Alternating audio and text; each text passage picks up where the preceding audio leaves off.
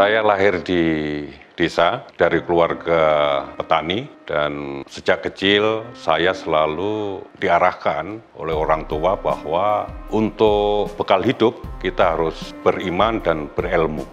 Walaupun di desa saya itu mayoritas masyarakat tidak sekolah karena dari hasil pertanian mereka hanya cukup untuk kebutuhan sehari-hari, tetapi keluarga saya menjadikan sekolah itu menjadi hal yang pokok. Ya, yang menjadi spirit kenapa kemudian saya menjadi aktivis itu karena memang pada waktu itu sedang terjadi konflik agraria di Wonogiri. Waktu itu ada pembangunan bendungan Gajah Mungkur, kemudian di daerah Boyolali ada pembangunan bendungan juga Kedungombo, bahwa masyarakat kemudian digusur paksa harus pergi dari tanah kelahirannya karena proyek Kedungombo itu gitu loh.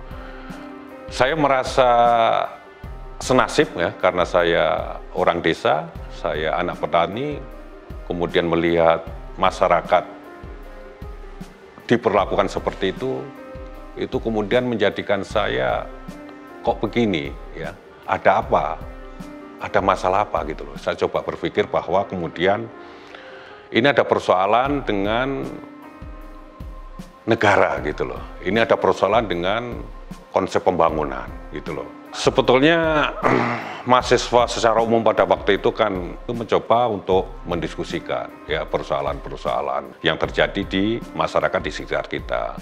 Tetapi karena pada waktu itu kampus juga dibatasi ya, kegiatan-kegiatan mahasiswa di dalam melakukan pembelaan, melakukan advokasi di masyarakat, kita kemudian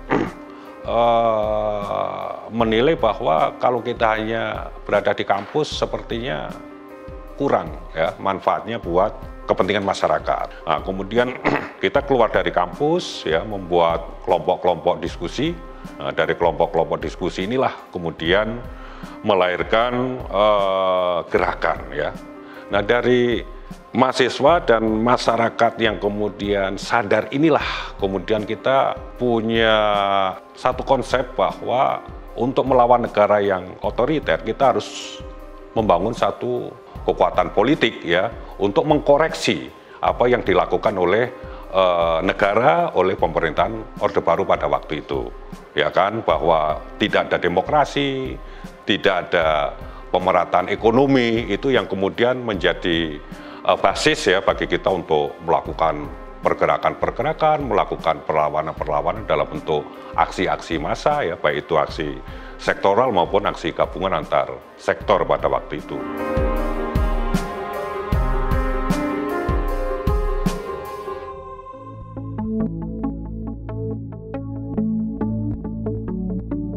Nah dari situlah karena kemudian kita sering ketemu aktivis-aktivis dari berbagai macam kota, kemudian kita berpikir bahwa kalau kemudian kita membangun organisasi hanya di tingkatan kota saja tidak cukup, kita harus membangun satu kekuatan pergerakan di tingkatan nasional.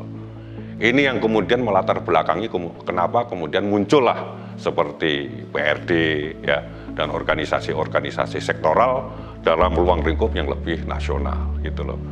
Dan memang kemudian dari situlah kita melakukan pendobrakan ya terhadap sistem kediktatoran pada waktu dengan konsep yang lebih jelas, dengan program politik juga lebih jelas. Misalkan kita menyimpulkan bahwa problem bangsa Indonesia pada waktu itu adalah kediktatoran militer yang kapitalistik. Artinya program perjuangan yang harus kemudian kita terus perjuangkan itu adalah demokrasi multipartai, kerakyatan. Bukan sekedar demokrasi multipartai sekarang ini, tapi kerakyatan gitu loh. Kita harus berpikir bagaimana mengalahkan oligarki dan berpikir bagaimana membangun bangsa ini sesuai dengan apa yang dicita-citakan oleh para pendiri bangsa kita.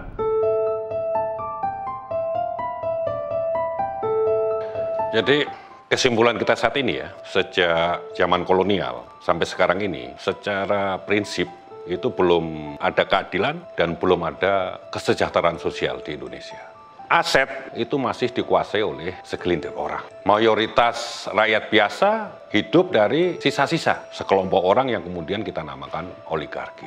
Jadi walaupun ada pergantian kekuasaan dari Orde Baru ke reformasi, ya, itu hanya berganti bentuknya, hakikatnya tidak. Sistem ekonomi masih kapitalistik, sistem politik sangat oligarkis. Itu yang kemudian menjadikan kita harus berposisi kembali, harus menghimpun kekuatan kembali. Karena kekuatan-kekuatan politik sekarang ini itu cenderung berposisi membela kepentingan orang-orang super kaya. Indikatornya apa? Indikatornya misalnya perwakilan partai politik di parlemen di dalam menyusun ya produk undang-undang itu cenderung membela kepentingan pemilik kapital dibandingkan kepentingan rakyat biasa. Kemudian kita menyimpulkan bahwa struktur ekonomi politik sekarang ini 1% orang itu menguasai hajat hidup 99% orang. Bayangkan misalnya, 4 orang terkaya di Indonesia, itu asetnya hampir sama dengan 100 juta rakyat biasa. Ini ada problem kesenjangan, problem keadilan gitu loh. Nah, kita menginginkan bahwa di Indonesia ada kesetaraan. Karena apa? Karena itu amanat dari undang-undang. Sumber daya alam yang kita miliki tidak untuk segelintir orang, tapi dikuasai oleh negara, gitu loh. Dan kekayaan ini itu harus digunakan untuk sebesar-besarnya kemakmuran rakyat, bukan untuk 1% orang. Kita ingin ada satu perubahan, supaya ada keadilan, ada kemakmuran bagi seluruh rakyat Indonesia.